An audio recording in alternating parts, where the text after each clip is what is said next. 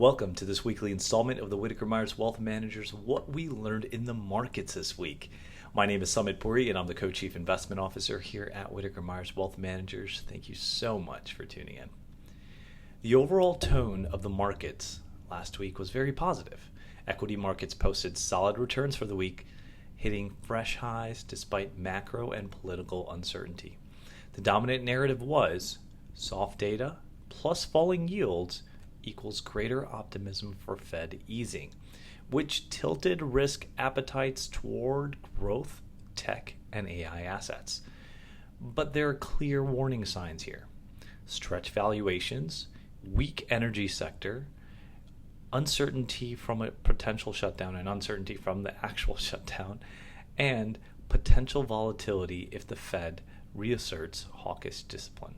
So let's talk about this in more detail, starting with our key market indicators this week, as well as we'll continue our discussion by reviewing the key contributors and detractors of the market, highlighting key drivers of the market as a whole. We'll do this all while looking at both equity and bond markets to provide a more comprehensive view of market movement and the impact to your portfolios. So with that, let's hop right in. First, each week we review the Atlanta Fed seasonally adjusted GDP Now report to gauge in real time how fast our economy is growing. This week, the Atlanta GDP Now report shows a projected 3.8% growth as of October 1st. Next, each week we look at the initial claims for unemployment insurance for a gauge into the front end of the labor market.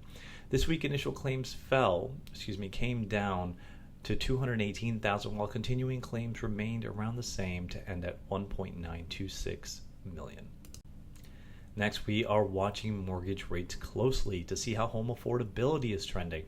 This week, we saw a slight uptick in mortgage rates, where the 30-year and the 15-year mortgage rates ended at 6.34% and 5.55%, respectively.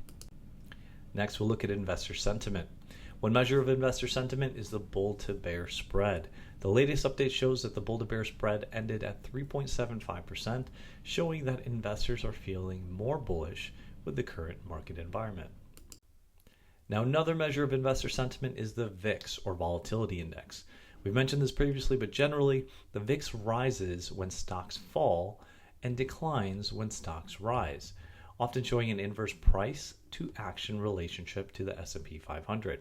Remember, VIX values above 30 are typically linked to large volatility resulting from increased uncertainty and fear, thus it being referred to as the fear index, while values below 20 generally correspond to stable market periods. This week, the VIX ended at 16.65. Next, we'll continue to update you all on the Fed rate cut probabilities based on future contracts. So currently, the CME Fed Watch tool is calculating a 96.2% probability of a 0.25% decrease and a 3.8% probability of no decrease in October. The labor market will certainly play a key driver in whether or not we see a rate cut in October, and so we'll be tracking that data very, very closely. So keep a lookout for that in our upcoming videos. And finally, let's take a look at how the markets ended. Last week, the S&P 500, which is our proxy for growth and growth in income, but only when considered together, ended positive 0.85%. The Russell 2000, which tracks small and mid-sized companies, or aggressive growth in our Dave Ramsey vernacular, was positive 1.74%. And the MSCI EAFE, which tracks international stocks of developed countries across the globe, excluding the US, was positive 2.28%. And the winner this week goes to, well, international stocks.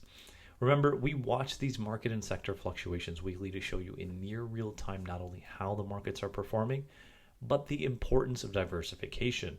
Nearly every week we have a new leader. Appropriate diversification decreases your risk while exposing you to the upside.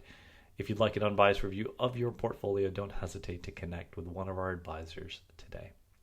So with that, let's jump right into our discussion around the contributors and detractors that move these market indices in the past week. After a positive week, we had a number of contributors that drove the market last week. So on the upside, we saw AI, technology, and mega cap leadership once again shine. The ongoing AI theme continues to be a tailwind.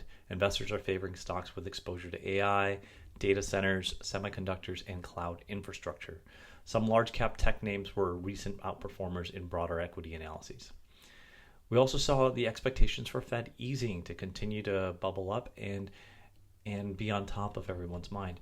Specifically talking about softer labor market and softer inflation data, which has sustained the belief that interest rates may come down, which supports, once again, these valuation multiples that we've been talking so much about.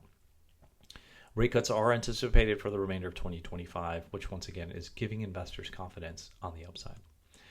There's also been a lot of strength in the international market. So Japan, for example, is being singled out for positive reform momentum and encouraging returns.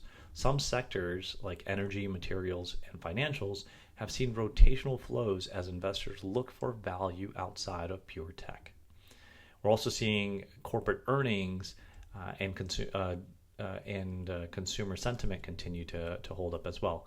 So despite softening in some metrics, corporate profits have held up and consumer spending remains a support. Companies that raised forward guidance or delivered strong performance helped buoy the sentiment. Now, even though we had a positive week last week, we do have some detractors that we definitely need to continue to track, and certainly played a little bit of role in the performance and of our indices last week. So first and foremost, soft labor and macro data surprises. So weakness in some labor metrics and signs of cooling in employment have raised concerns about growth. Now, we've talked about it, how we're tracking the CME Fed Watch tool, and the market is expecting another cut. But if inflation remains sticky or higher than expected, and we don't get great labor data, this may put a hold on what we're expecting from the Fed in terms of rate cuts. Policy and political uncertainty, as you guys all probably saw, that the U.S. government shutdown this past week has led to a significant headwind to sentiment, especially given its potential impact on data releases and fiscal support. Sector rotation and narrow breadth. We talked about it previously, how some investors are looking for other places to put their money outside of just AI and tech. So while tech growth has done very well, not all sectors have participated. Weaker breadth means markets are more vulnerable to reversal. So some large tech names also underperformed in this past week, which brought down some broader indices. Valuations is also very high on the list, and specifically when it relates to interest rate sensitivity. So elevated valuations make markets more sensitive to surprises in interest rate or inflation data. Long duration assets and interest rate sensitive sectors are all vulnerable if rates stay higher longer than expected. And that, friends, concludes our discussion for this week. Thank you once again for tuning in.